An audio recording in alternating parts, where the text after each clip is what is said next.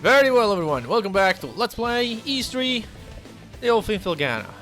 Last time we opened the way to the abandoned mines, which we entered last time just a little bit to show off the light mechanic. Today we're gonna try to complete it all, boss included. Oh god, I don't know. This dungeon's long. Might have to split it into 2 episodes. I'm gonna try to do my best and complete it in one go. But yeah, that's it. There are these new enemies here. There's slimes, they're not that bad. I mean, we will encounter a few new enemy types, but again, this dungeon is just, there's not a lot to talk about. It's just a dungeon. That's all there is to it. A couple of new enemy types. That's it. I believe the only 2 enemies in the original were these like dog things I just killed, those red things, and then there are some plants we'll meet up in a second. I believe it had anything else.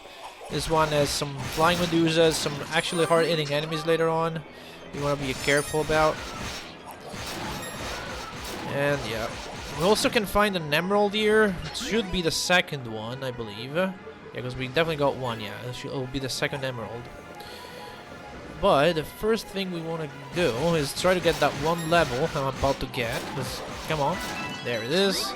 We want to be, by the end of the dungeon, we want to be level 22, so we're going to get at least 2 more levels before the boss. And here's the plant. They're stationary, and just do that when you get close. They're not super scary, but if you do not see them, you can take a bit of damage. Anyway, we're going to go over here for some plot, actually.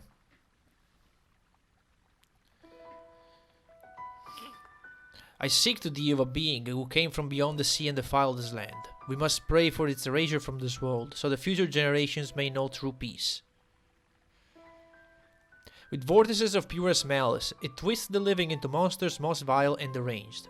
Its inhuman powers are enough to subjugate even the lords of the spirit world. Indeed, the mightiest of them turned to dust in its wake, leaving Felghana to rot. Truly it is a devil, for no hand of man could break such despair. Its name, Galbalan. I am Genos. I am a warrior from the west, brought here through divine providence. I sought to sever the devil's grasp on this land, but my sword could only divide it and seal it within the holy treasures. Yet even now the machinations of the wicked threaten to unify those heinous remains. Swordsman, thou art hard to be my successor, I grant thee a measure of my strength.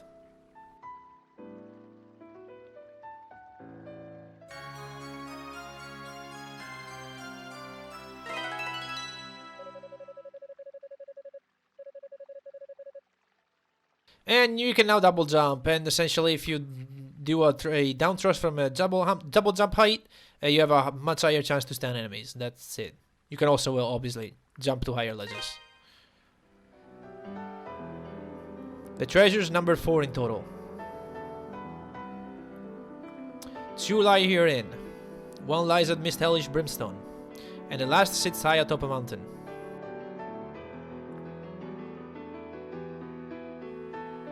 Thou must make haste, swordsman, the resurrection is nigh.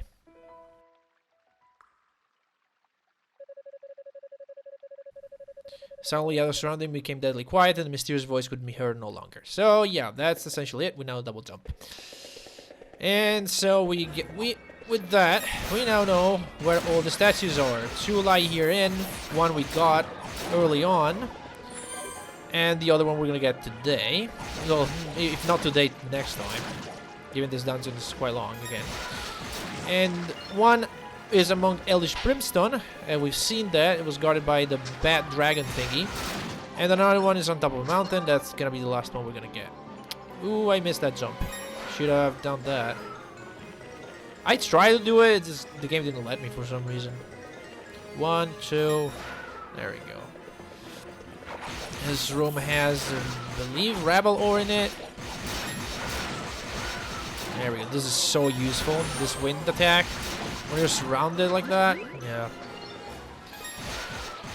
Other than that, again, there's not much to say about this dungeon. We're gonna grab this. It's Rabble ore. We can use that to upgrade our equipment. We'll do that at the end of it. Because the only other save point is right next to the boss. Even though this is sort of a long dungeon.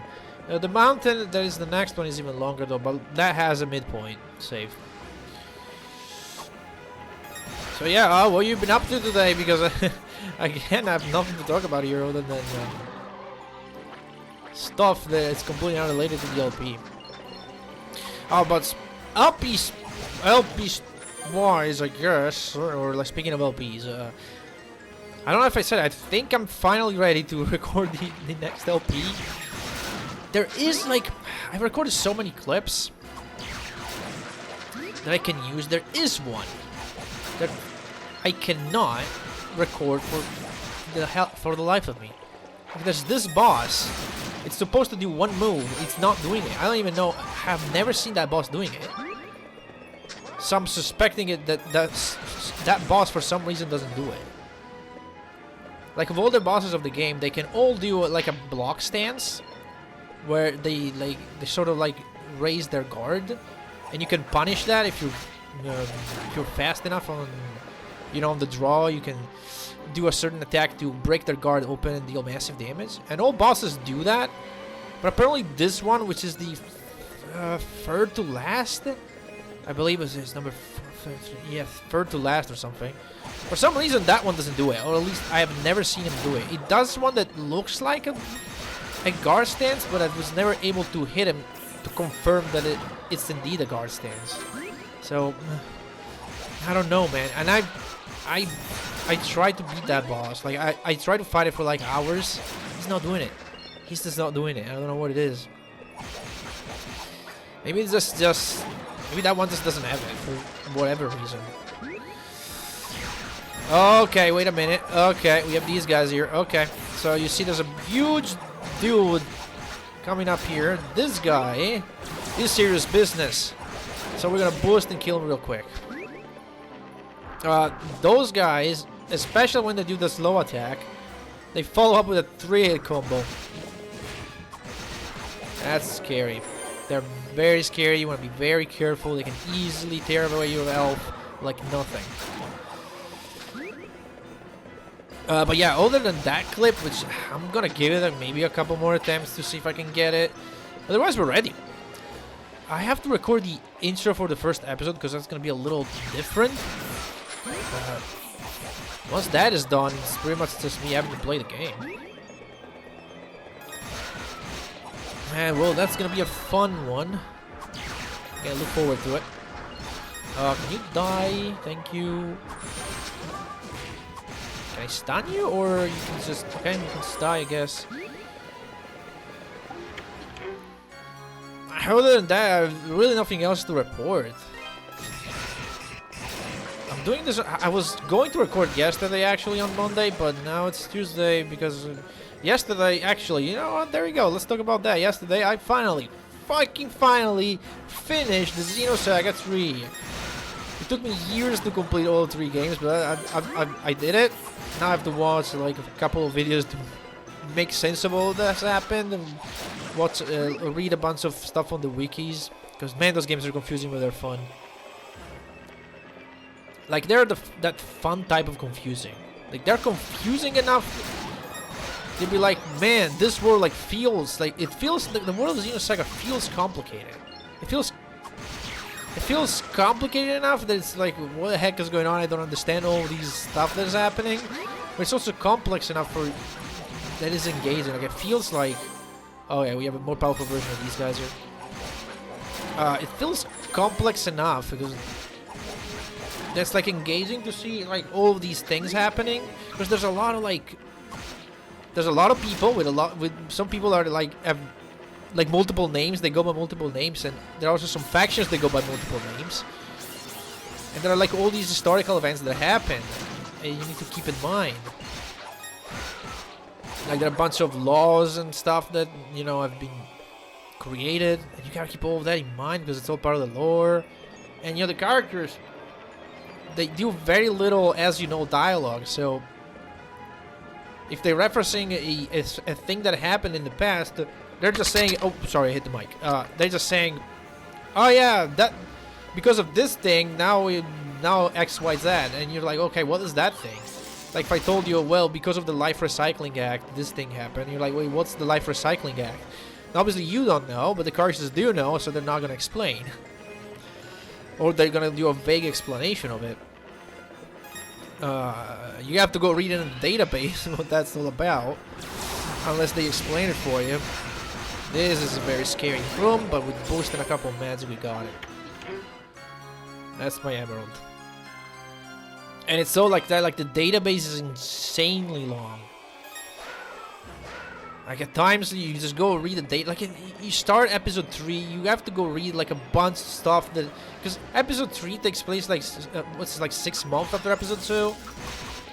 So there's like this big time skip, which is actually covered in a game that's never left Japan. It's like a Java mobile game of all things.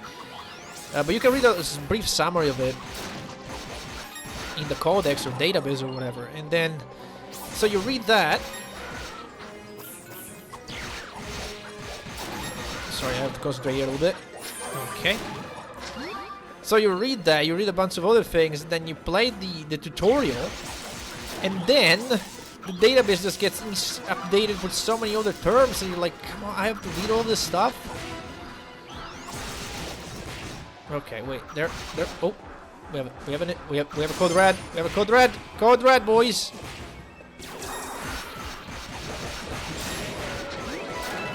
Oh, level up, nice. Go for restored. Hell yeah. Okay. So yeah, man, but the themes in that game, like, I do want to say we're on par to Xenogears. Like thematic-wise, there's a lot more. Xenosaga deals a lot more with like transhumanism and the collective unconscious that Gears does. But at the same time, like, man, there's so much stuff. There's so much good stuff in that game. But I don't know, it's a hard game to suggest to people, because like you have to get in knowing what kind of game it is, and knowing you're gonna have to play 3 games, of which the second is trash, and you might as well watch a let's play of it, because it's just a bad game. Like it seems like it was made by the B team at Monolith, and it sort of was. Because Soraya Saga was taken out of the team, which, if you don't know, Soraya Saga and Tetsuya Takahashi are like the main writers, the main directors, so especially Soraya Saga, but like she was taken out, and it shows. But it's not like she was taken out. I was watching a video about it. It's more like she didn't exactly work for Monolith. She was working as a freelance. So Monolith, it's weird that Monolith said that we don't need your stuff right now. Because isn't Monolith, controlled by your husband, Takahashi? Like, but it's weird. But essentially, she said that if the company, well, maybe Namco did it, because no, is it Namco? It was Capcom.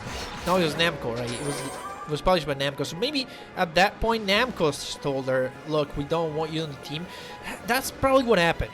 So what probably happened was that Xenosaga 1 didn't do as Namco expected. So they essentially told Saga, yeah, we don't want you to write the next chapter, have someone else at Monolith write it. And because she was working as freelance, she couldn't like, no, I'm gonna write it. It's like, okay, if you don't want my services, fine. I'm just a freelancer anyway. I'm gone. So they somewhat took her out of the project, but not really. Something like that. It's weird. It's a weird thing that happened. But you can see that the quality of episode 2 is not even on par with episode 1 and episode 3. And don't get me wrong, like the story beats in episode 2, they're very good. There are some that kind of stink, but some of the good scenes are still very good. There's like, if you know the characters, like in episode 2, there's the whole flashback with Junior and the other 2 kids. That part is some heavy stuff going on in there. And that's very good. Like if the only saving grace, I guess, about episode 2 is that it's like very short. I think it's like 20 hours at most. Can I hit these guys? Thank you. So there's that, I guess. I need one more level. No, I'm good. I don't need more levels. Cool.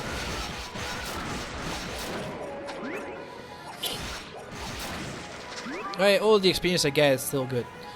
So yeah, but yeah, I finished episode 3. Episode 3 was a blast. Like, it starts very slow. Like, the first half of episode 3 is insanely slow.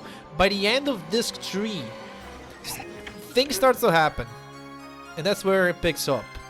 That's where they start delivering all the reveals and all the cool stuff.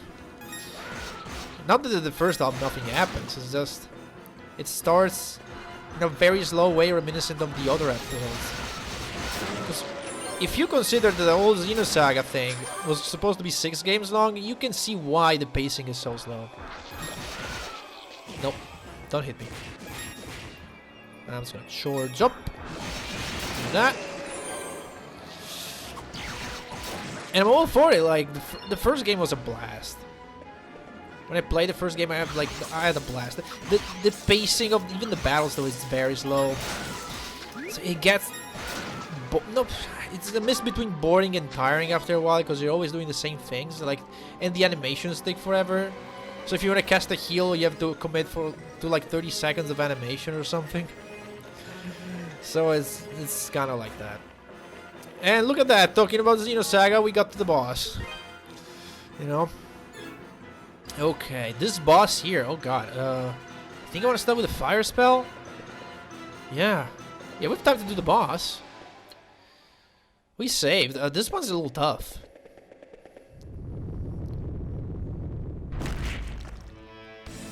So you take that hit, you don't take any damage for it, thankfully. This is a worm. It starts off in this form and it does multiple things. First of all, whenever you see the green go on the ground, that is essentially ice for you. It has ice physics.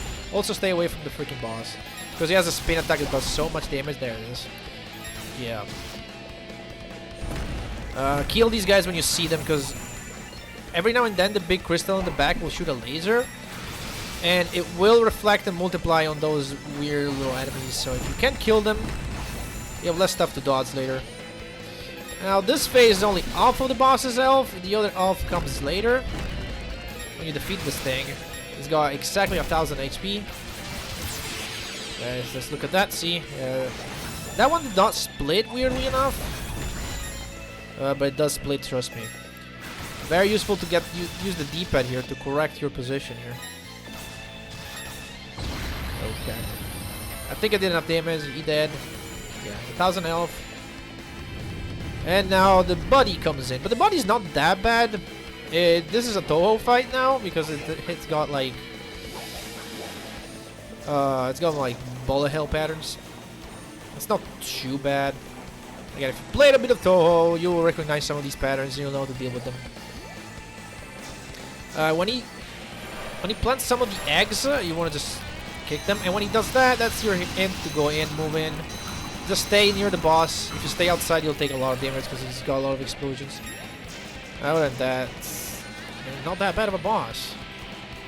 I may get out of here unscathed. I rarely can do this boss no damage, but it's not that bad. Just stream these, jump to the other side. It's got a few we haven't seen here. These ones, I think they get more complicated near the end. He's gonna do this again. We're gonna jump, do that. I didn't get to do a lot of damage, but it's fine. These ones you can ignore, they'll blow up eventually. You can hit them with your sword. And they'll... You know, you can hit them out of the...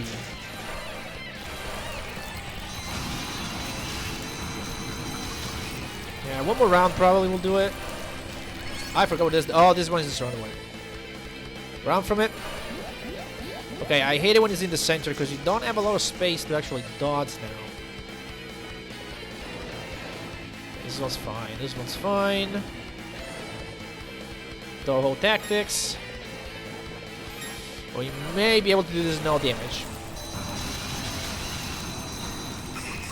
One more round for 22 HP, dude.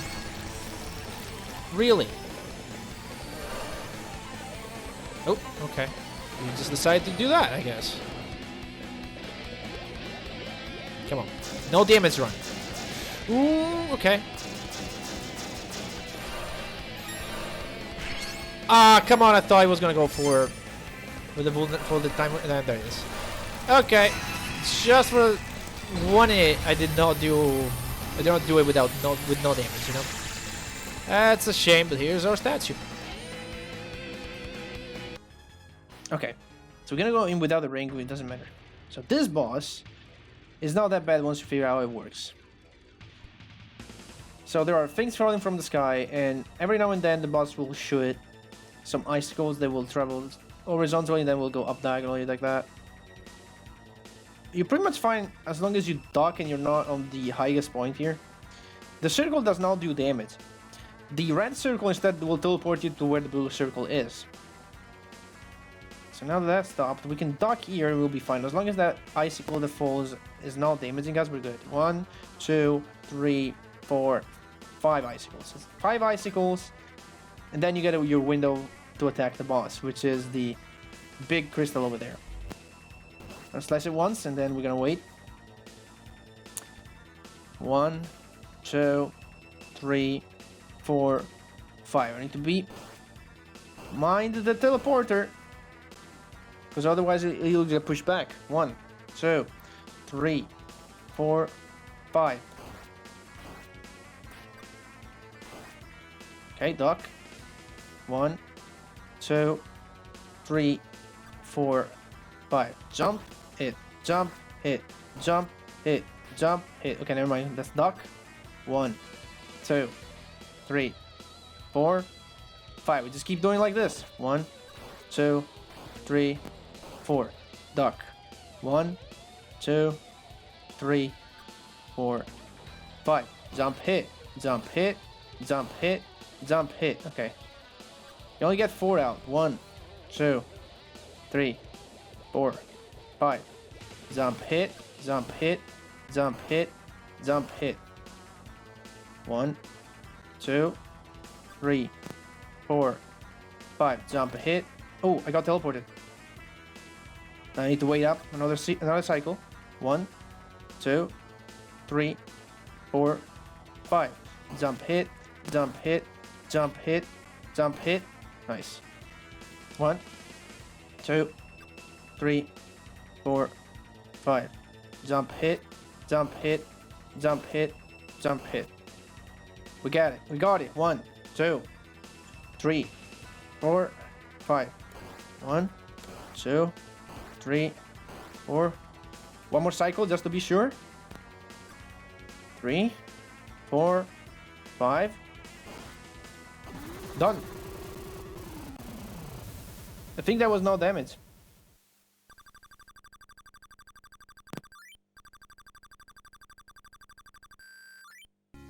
Huddle against the light statue.